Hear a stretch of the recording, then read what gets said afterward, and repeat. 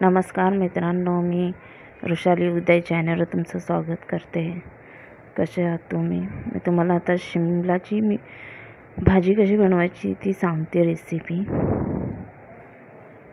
First मी कढई गरम करण्यासाठी ठेवली आणि ऑइल चांगलंच गरम झालेलं होतं.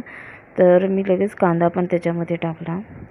ब्राऊन होईपर्यंत कांद्याला हलवत राहायचं आहे आणि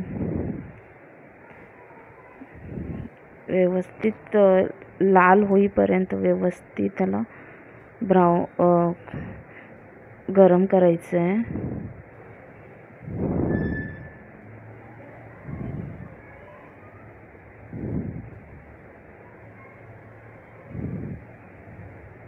त्याच्यानंतर मी त्याच्यामध्ये ॲड केले लसूणला पण थोडी ब्राऊन करायची, हलकीशी. चांगली चव लागते त्याची.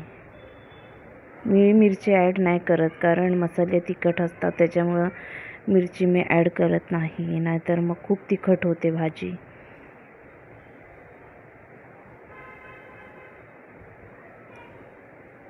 आपला कांदा लाल झालेला दिसतोय, हळूहळू होतोय तो. मध्ये हलवायचं. जी रेग्युलर भाजी बनवतो तशी. त्याच्यामध्ये मी आता टोमॅटो ॲड केलेला आहे. टॅमॅटो ॲड केलं की टॅमॅटोला थोडंसं गरम करायचं. असं म्हणजे ते एकदम पिघळलं नाही पाहिजे, नॉर्मल असं तुम्ही ठेवू शकता, कारण ते भाजीमध्ये पण मिक्स होऊन जातो. पिघळलं नाही, शिजला नाही तरी चालतो, काही हरकत नाही आहे. त्याला पण व्यवस्थित परतून घ्यायचं. ॲक्च्युली आज मी खूप घाईमध्ये टमाटर कापले, त्याच्यामुळे खूप मोठे मोठे राहिले तुकडे, तर ते लवकर गरम होत नाही आहे, त्याच्यामुळे मी पळीने तोडत होते.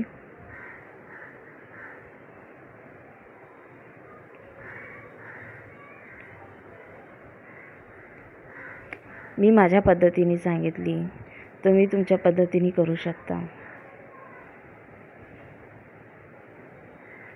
मी त्याच्यामध्ये हळदी ॲड केलेली आहे, थोडीशी हळद टाकलेली आहे. आणि तोपर्यंत आपला टमाटर पण मस्तपैकी फ्राय होते त्याच्यामध्ये. तर मी मसाला ॲड केलेला आहे, मालवणी मसाला, आमचा फेवरेट. आणि हा मसाला आहे मालवणी आणि गरम मसाला मिक्स. तो आम्ही आमच्या घरी बनवलेला आहे, तर त्याच्यामुळे तो मी डब्यामध्ये ठेवलेला आहे, कारण तो मी माझ्या बहिणीकडून आणलेला की मी टेस्ट करण्यासाठी घेऊन जाते.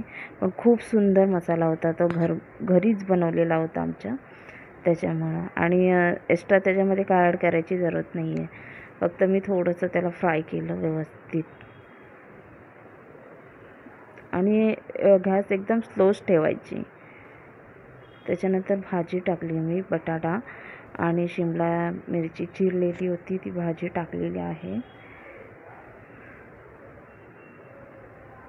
व्यवस्थित हलवून घ्यायचं आणि व्यवस्थित पूर्ण मसाला भाजीमध्ये गेला पाहिजे अशा हिशोबाने त्याला फ्राय करायचं आहे.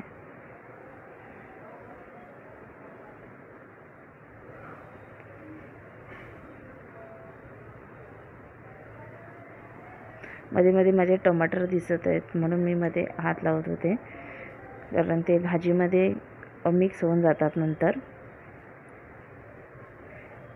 तर मी ह्याच्यावरती हे तुम्ही म्हणाल हे काय आहे, तर हे शेंगदाणे आहेत. शेंगदाणे मी भाजून घेतलेले आहेत, त्याच्यानंतर त्याला कुटलेलं आहे.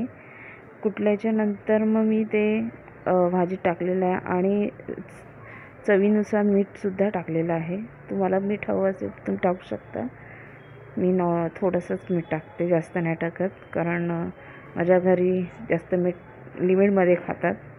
आणि मी ढाकण ठेवलेलं आहे. 3 मिनिटांनी बघितले मी, अजून आपली भाजी काही शिजलेली नाही आहे. तर हे जे शेंगदाणे मीठ टाकलेलं आहे त्याला व्यवस्थित पुन्हा मिक्स करून घ्यायचं आहे. आणि भाजीला गॅस स्लोच करायची. जर तुम्ही फास्ट केला तर तुमची भाजी शिजणार तर नाहीच, पूर्ण जळून जाणार तुमची भाजी. जरा स्लोमध्येच ठेवायची. व्यवस्थित मिक्स करून घेतल्याच्यानंतर पुन्हा त्याच्यावरती ढाकण ठेवायचं आहे. 5 मिनटं तरी स्लो आचवरती ठेवायचं आहे तुम्हाला. हे बघा आपली भाजी बनून रेडी आहे. एकदम मस्त बटाटे पण शिजलेले आहेत आणि सगळं व्यवस्थित शिजलेलं आहे. आपली भाजी जळलेलीसुद्धा नाही आहे. अशा प्रकारे तुम्ही झटपट सिंपल साध्या पद्धतीने तुमच्या घरी करू शकता. या मॉर्निंगला तुम्हाला टिफिन द्यायची आहे तर अशा पद्धतीने करू शकता. मी तर शेंगदाणे वापरते. तुम्ही अजून काय काय डाळी वगैरे जरी वापरत असाल तरी तुम्ही त्याचा वापर करू शकता. खूप मस्त सुगंध येत होता आणि टेस्ट पण करून बघितली खूप सुंदर. प्लीज चॅनलला सबस्क्राईब करा, कमेंट